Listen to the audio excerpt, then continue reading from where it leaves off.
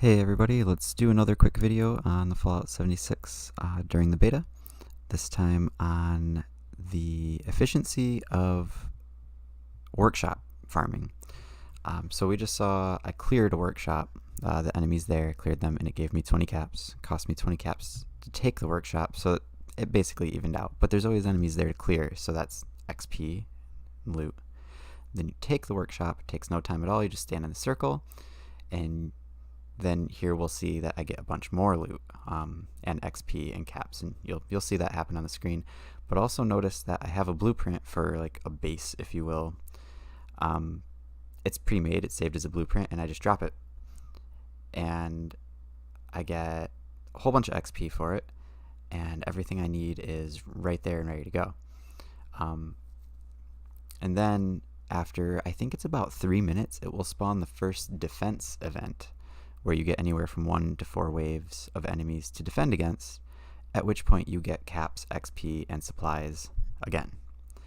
I've been talking about this in my other videos because it really is such a great way to get XP, but it's also how I got a lot of plans. Generally I would get 1 plans, and I did end up with a lot of duplicates, but I did get a lot of plans too. And you'll notice right now I didn't get a ton of stuff, but that first time when I capped it, I was somewhere between 4 and 15 stim packs and radexes, and they add up. And then after you've done that, you build your harvesters, build the generators to activate them, and then you can come back and get your stuff.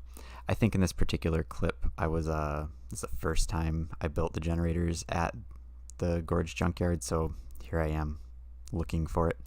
Sorry about that. I know that my next clip is going to show a case where I wasn't able to find a spot to drop my blueprint. It was a little big. I've since made a smaller one that's easier to drop other places. But you'll see this time it was 31 caps. I did already clear this one. I think it was super mutants standing around, and super mutants are great for XP. But again, stand in the spot, and in a second we'll see I'll get caps, XP, supplies, maybe plans, a piece of armor or a weapon. It's great. Generally what I would do when I log into the game is just go cap a bunch of these, because they also give you a free fast travel point. And then you get a notification if it goes under attack. So let's see here, this one I didn't actually get a lot of stuff, but they're easy to take. You get a bunch, and it's just, I'll still do the defense event that will get me stuff too. So yeah, here I wasn't able to drop my blueprint, but to just quick fly through and drop the things that I want. And later I learned that I can build a lead extractor at Grafton Steel Yard. I didn't know this at the time, so I hadn't been building them here, the extractors, because I don't care about titanium or gold. I have enough. I also found it's really easy to just drop the turrets. These mole rats are actually going to destroy all my turrets, and then I'll repair them, and that's just 1 click too, and that's not that big of a deal. I haven't found a way to make the turrets higher than level 4.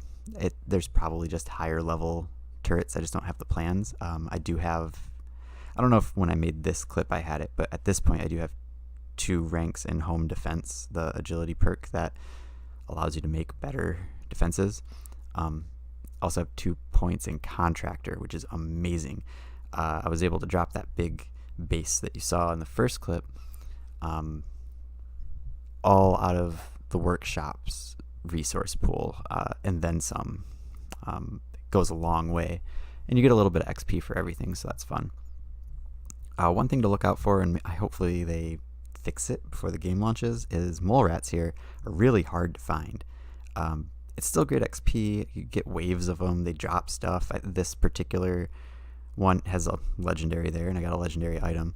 But they're just a pain to hunt down, and they'll end up across the area, and you can't find them. And sure enough, mole rats do pop up quite a bit. But I've also had other things attack, like honeybeasts that drop adhesive. Like I got 90 adhesive doing one of these defenses once, and that was great. I didn't have to worry about adhesive for quite a while. So yeah, this is going to roll for a second, and then we'll see the rewards I got from this one too. And this is how I saved myself a lot of time, not just with efficient XP farming doing this, but because I was getting so many stim packs and purified water in Radaway, I didn't have to worry about getting those things. I had so much water. And then just like the mole rats here, this was my beta sessions worth of food just dropped off of them. I was set to go for the whole day and didn't have to worry about food and drink. And you can see there I have 19 stim packs. Generally, I had more. I was selling them. I wish I hadn't, because once I hit endgame content and was fighting Scorch Beast, I was flying through them so fast. But live and learn, I suppose.